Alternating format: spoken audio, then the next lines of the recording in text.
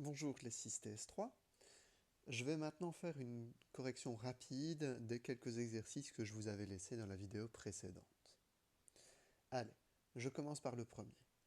CU2+, donne CU+. Ça veut dire que de ce côté-ci, nous sommes à l'étage plus 2. De ce côté-là, nous sommes à l'étage plus 1. La question est de savoir qui va devoir descendre pour rejoindre l'autre. Évidemment, c'est celui qui est au deuxième étage qui va devoir descendre pour rejoindre celui qui est au premier étage. Et il va devoir descendre d'un seul étage. Je vais donc lui donner un électron. Voyez l'électron comme un bond pour descendre d'un étage.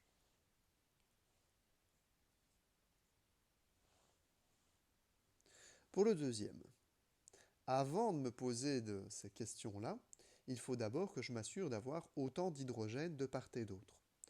Pour le moment, j'ai 2 hydrogènes ici, et je n'en ai qu'un seul là.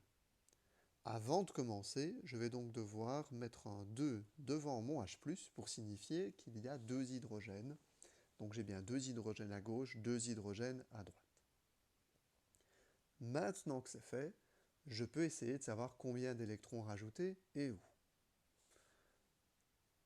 D'un point de vue charge, nous sommes à 0 de ce côté-ci, et de ce côté-ci, nous sommes à 2 fois plus 1.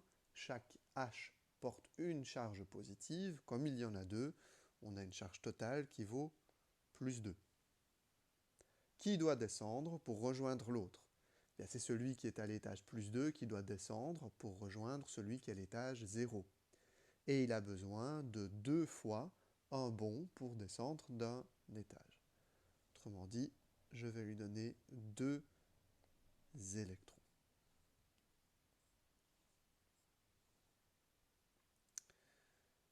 Troisième exercice, Zn donne Zn2+.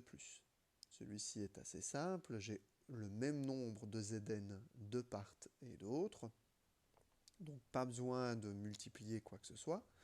Je regarde tout de suite mes étages. Ici, je suis à l'étage 0, là, je suis à l'étage plus 2. C'est celui qui est à l'étage plus 2 qui va devoir descendre, et il va devoir descendre de 2 étages, donc je lui donne 2 E-.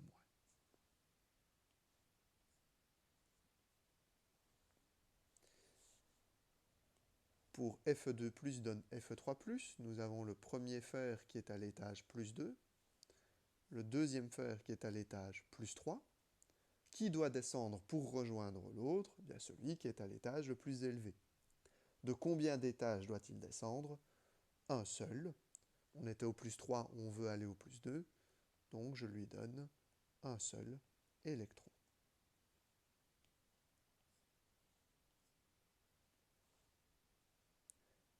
Pour le dernier exercice, je dois d'abord m'assurer qu'il y a le même nombre d'oxygène de part et d'autre. Ce n'est pas le cas pour le moment. De ce côté-ci, nous avons 2 oxygènes, de ce côté-là, un seul. Je vais remédier à ça en rajoutant un 2 de ce côté-ci. J'ai donc maintenant bien un oxygène, mais multiplié par 2, donc 2 oxygènes en tout, et 2 oxygènes de ce côté-là. Maintenant que c'est fait, je peux m'occuper des électrons.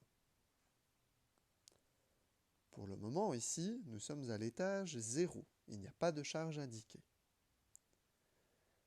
De ce côté-ci, si je regarde O2-, eh bien je vois que je suis à l'étage -2. Mais attention, il n'y a pas un seul O2-, il y en a 2.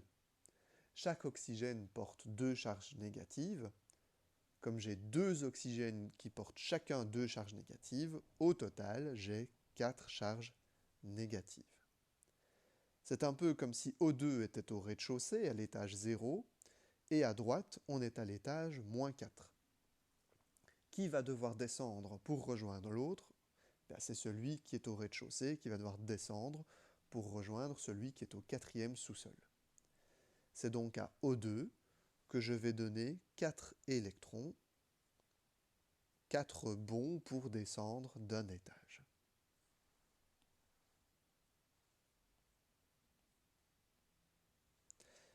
Voilà, j'espère que c'est plus clair pour vous. Si ce n'est toujours pas le cas, contactez-moi au plus vite. Je vais maintenant m'occuper de dire de quel type de réaction il s'agit et quel est le rôle joué par les différents réactifs. Alors, si les électrons sont ajoutés à gauche, on parle d'une réduction.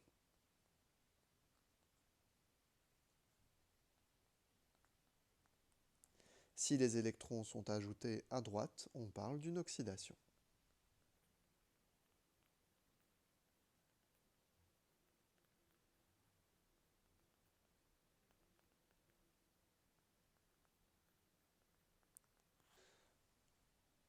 Pour le rôle des réactifs, on se souvient des deux petites phrases.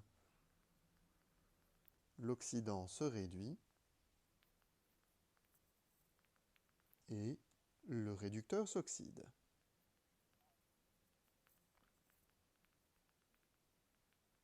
Qu'est-ce que ça veut dire? Ça veut dire qu'à chaque fois qu'un réactif subit la réduction, ce réactif joue le rôle de l'oxydant. Et à chaque fois qu'un réactif subit l'oxydation, ce réactif joue le rôle du réducteur. Donc c'est bien simple. Quand vous avez ici quelque chose qui commence par red, alors là, ça va forcément commencer par ox.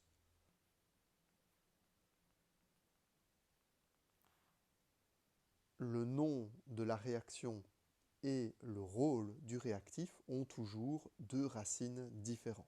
C'est pas possible d'avoir oxydant, oxydation ou réducteur, réduction. Les deux seront toujours opposés. Donc si vous avez une réduction, c'est un oxydant.